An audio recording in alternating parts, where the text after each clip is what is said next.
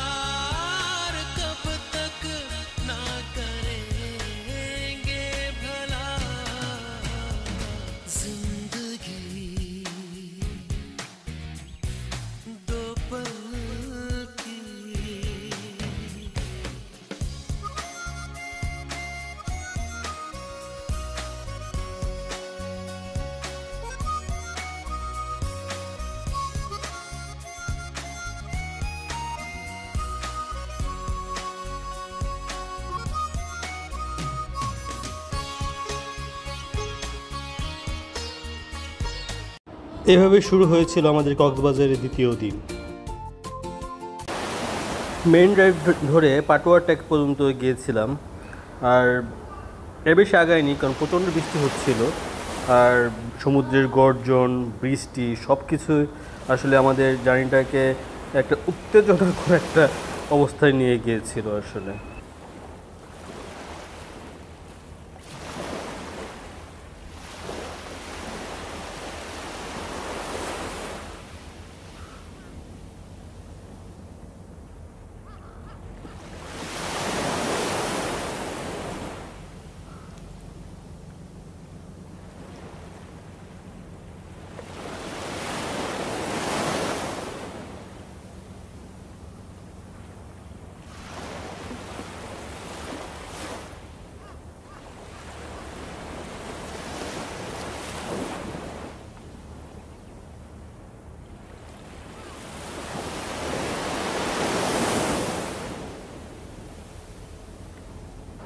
সমুদ্রের ঢেউকে ভালোবাসা পাথরের উপর বসছিলাম, ধাপ করে আইসা ফেলায় গেল, হাতে একটু চোট পেয়েছিলাম।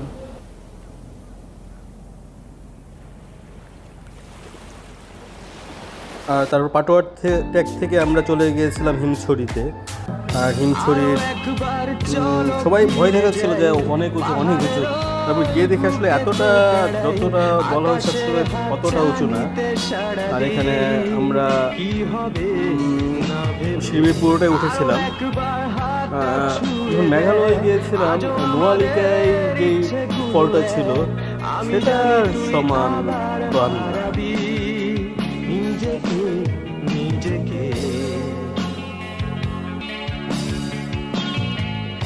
আরো একবার রাজি আমি রাজি ঝুঁকি নিতে, তোর চোখে উকি দিতে সম্মনের আমন্ত্রণে। আরো একবার রাজি আমি রাজি ঝুঁকি নিতে, তোর চোখে উকি দিতে সম্মনের আমন্ত্রণে।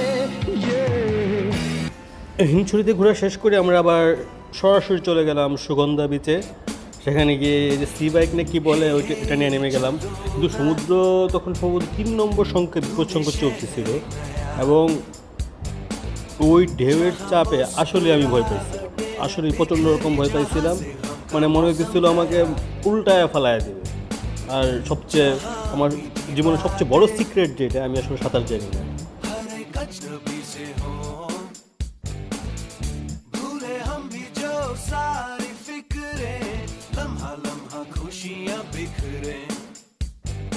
इधर उधर और यहाँ वहाँ जाए वहीं दिल कहे जहाँ, बेबे बेबे बेबे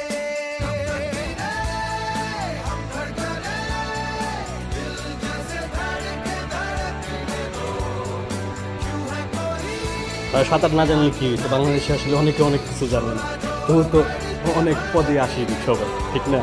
বাংলাদেশে অনেকে অনেক কিছু জানে না, তো না জানলাম সমুদ্রের পানির যে উত্তাল একটা অবস্থা সেটা মিস করবো কেন? চলো না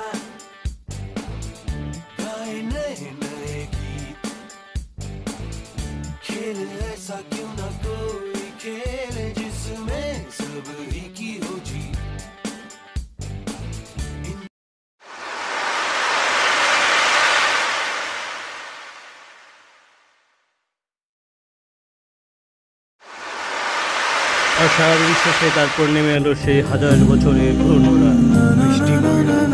আসলে মানে আমাদের এই 3 দিন তো পুরোটাই আসলে বৃষ্টির মধ্যে গিয়েছে, কিন্তু আমরা যেই উপভোগ করা যেটা সেটা আমরা রাখতে পারি। আধারে শুধু জেগে থাকই দূরে তারারা, সব শব্দ থেমে যাক নিস্তব্ধতায়, শুধু জেগে থাকে সাগর আমার পাশে। আহা আহা আহা আহা, সব বেদনা মুছে যাক স্থিরতায়, হৃদয় ভরে যাক অস্তিত্বের আনন্দে, হৃদয় গহীনে অবাক দৃষ্টিতে থমকে দাঁড়িয়েছে মহাকাল এখানে। আহা আহা আহা আহা,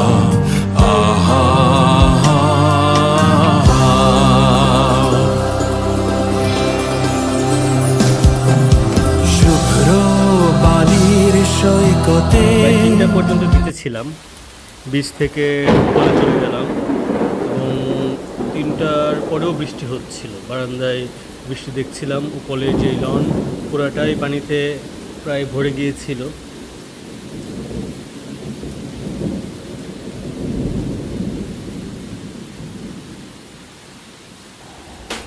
আর সারা রাত বৃষ্টির পর সকালবেলায় এসে কিছুটা রৌদ্রময় সকালবেলায় এই গাড়িটা আছে না, এই গাড়িটা করেই লাবণী বীচ থেকে সুগন্ধা বেঁচে গিয়েছিলাম। ভালো একটা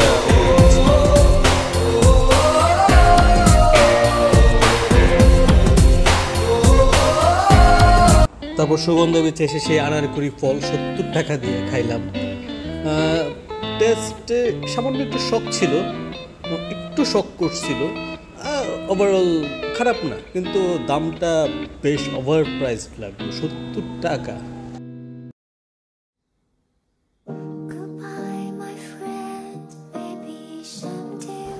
বিকেলবেলা থেকে আমরা বিদায়ের প্রস্তুতি নিচ্ছিলাম, আর তখন পানিতে নামিনি। আর এই বৃষ্টি আমাদের পিছু ছাড়েনি। বিকেলবেলা একটু আবার শৈবালে বিচে যেতে চেয়েছিলাম, কিন্তু হোটেলের সেই বারান্দায় কাটাতে হলো বৃষ্টি দেখে দেখে। বিদায় বেলাটা আনন্দের ছিল।